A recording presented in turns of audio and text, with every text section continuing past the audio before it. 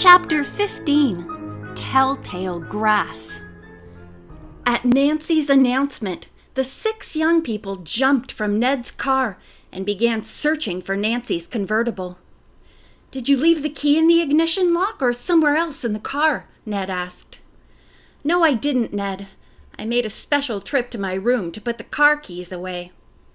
He suggested that Nancy run upstairs and find out if they were still there. In a few minutes she returned, waving her keys. "Here they are. No thief took them."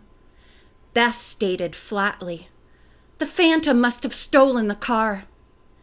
"Then he's pretty clever at starting a motor without keys," Dave remarked. "Oh, Nancy, what will you do?" Bess wailed. Nancy said she would call the police immediately and went into the house. Mrs. Holman, extremely nervous over this latest occurrence in the mystery, declared she felt responsible. "I should have kept my ears open," she said. "But I admit I had the TV on and didn't hear a sound from out of doors." "It's not your fault," Nancy said kindly, slipping an arm around the woman's shoulders.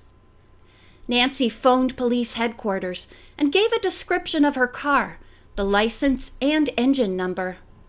"I'll alert our men at once," the sergeant on duty told her.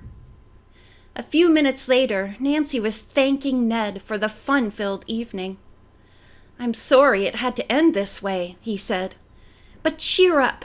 The Emerson police will locate your car, even if they haven't found the Phantom." Nancy was awakened the next day by a tap on her door and called, "Come in." Mrs. Holman stood there, a broad smile on her face. "You won't believe it, Nancy, but your car is back." "What?" Nancy cried. "The police found it this quickly?" Mrs. Holman said she did not know who had found it. When she had looked out her bedroom window, which faced the front of the house, there stood Nancy's car. "Come see for yourself." Nancy flew into the housekeeper's bedroom and gazed down at her lovely convertible. Impulsively, she hugged Mrs. Holman. "Isn't this marvelous?" "It's like a miracle," the woman said. "I must call the police at once and ask them where they found it," said Nancy. She hurried into Mr. Rorick's bedroom and dialed the number. Chief Rankin answered the phone. As the girl bubbled over with thanks at the prompt police action, he broke in, saying, "Miss Drew, I'm as amazed as you are to learn that the car is back. My men did not pick it up." "They didn't?" Nancy exclaimed unbelievingly. "That's right. When the night patrol went off duty, they reported no luck. And none of the day men have called in yet." Nancy said if she learned the answer to this puzzle, she would let the chief know. She hung up, went back to her room to dress quickly, then sped downstairs and outdoors. Curious, she looked first at the ignition lock. There was no key in it. Nancy blinked. "If I hadn't had witnesses," she thought, "I'd think I had dreamed the whole thing." Now Nancy noticed that the car had been washed and polished. Instantly, her mind flew to Fred Jenkins. Had the guest house owner told him what Nancy had said? Did he know how to start a car without a key? "But this is crazy. If Fred knew I wanted him to wash the car, why didn't he just come here today and do it?" Nancy strode back into the house. By this time, Bess and George were up. They were amazed to hear what had happened. Bess shook her head in complete puzzlement. "Nancy, this is the craziest mystery you ever asked us to help you solve." Nancy laughed. "I guess you're right." After breakfast, Fred Jenkins arrived to cut the grass on the front lawn. She rushed outside and asked him point blank, "Fred, did you take my car away from here last night and wash it?" The youth, instead of being startled, grinned. "Yes, Miss Nancy, I did. Guess you were surprised." "Surprised?" exclaimed Nancy. I was greatly alarmed. Why did you do it?" Fred looked at her as if he were hurt. "You wanted your car washed, didn't you?" Nancy stared at the young man. "But how did you move it? I didn't leave the key in it." Fred looked blank. "Yes, you did, Miss Nancy. Otherwise, I couldn't have started it." The two stared at each other, deadlocked on the subject. Nancy had a strong hunch Fred was lying. But what was the point of it all? Fred looked around uneasily and said in a low voice, "You say you didn't leave the key in the lock, but still I found one. Besides, I left it there. That's kind of spooky, isn't it?" Nancy eyed him thoughtfully. "It's gone now," she said, then asked, "How much do I owe you for washing the car?" Fred answered loftily, "I wouldn't think of taking any money. It was a pleasure to do something for you, and I'm sorry I frightened you." "That's all right," Nancy said, smiling warmly. "Thank you so much." Later, when she was talking to the other girls about the strange episode, George said, "Don't let him fool you, Nancy. He meant to steal the car, but somehow he heard the police had been alerted, so he washed it to have an alibi and brought it back." Bess was sure George was right. Nancy did not commit herself. She changed the subject and said, "Let's investigate the library and see if the phantom has been here again. Last time I was in there, I switched 2 books with the word roar in them. I'll be curious to see if they're still where I left them." Suddenly, Bess giggled. "Poor Uncle John. He'll never know where to find his books again. They've been put back helter-skelter." Nothing in the library looked as if it had been disturbed since the girls' last visit, but the 2 books Nancy had mentioned had been put back in their original places. "Well," said Bess, "if the phantom has been here again, he wasn't so disorderly this time." Mrs. Holman, who had followed the girls into the room, heard the remark, and a look of fright came over her face. Nancy turned to her.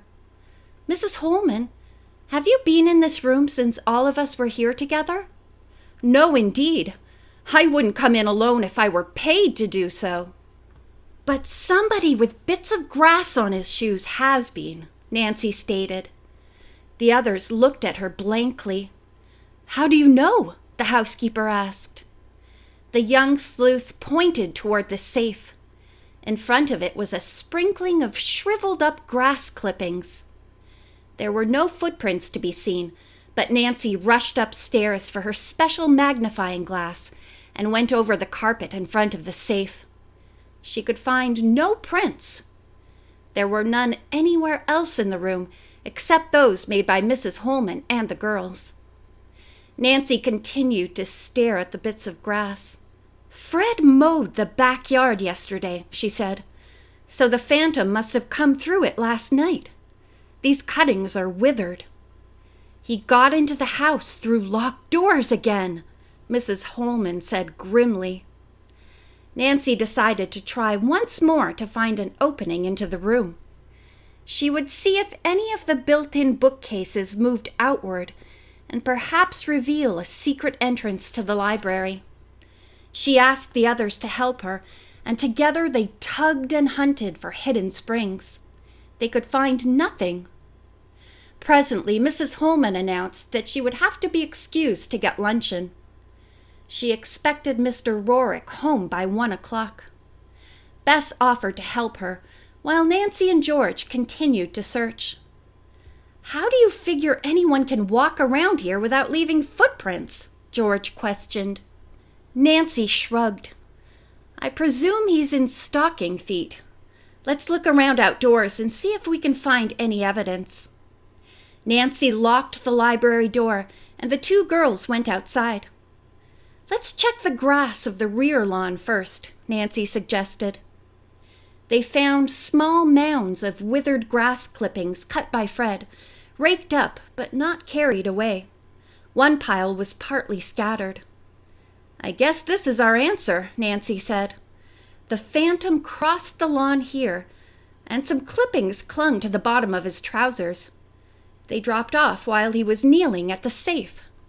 Very faint depressions were visible in the pile, not clear enough to be identified as anyone's footprints. The girls could find nothing else, so now they began to scan the entire foundation carefully. There was not a single footprint near it. Finally, the two searchers gave up and went into the house. At exactly 1 o'clock, Mr. Rorick drove up and came in. He was jovial and looked rested from his vacation. "Well, how's the mystery going?" he asked. "Have you solved it yet?" Nancy admitted defeat, saying she really was baffled about the phantom. Uncle John praised her for what she had discovered so far and insisted she keep on. "I don't care if it takes all summer," he said, "but just don't leave me with an unsolved mystery." All summer! Nancy instantly thought of all the plans she had and knew she would not be able to stay at Emerson much longer. She set her jaw in determination.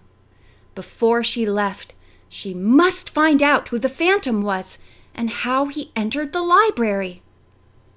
As soon as luncheon was over, she told Mr. Rorick about the pieces of grass in front of the safe. "Perhaps you'd better open the safe and see if everything is still there." "I'll do that, but it would take a professional safecracker to figure out that combination." The whole group trooped into the library. Mr. Rorick knelt on the floor in front of the safe and began to dial the combination. In a few moments, he grasped the handle and turned it. The door swung wide open. Uncle John looked inside. A startled expression came over his face, and he quickly began pulling out various envelopes.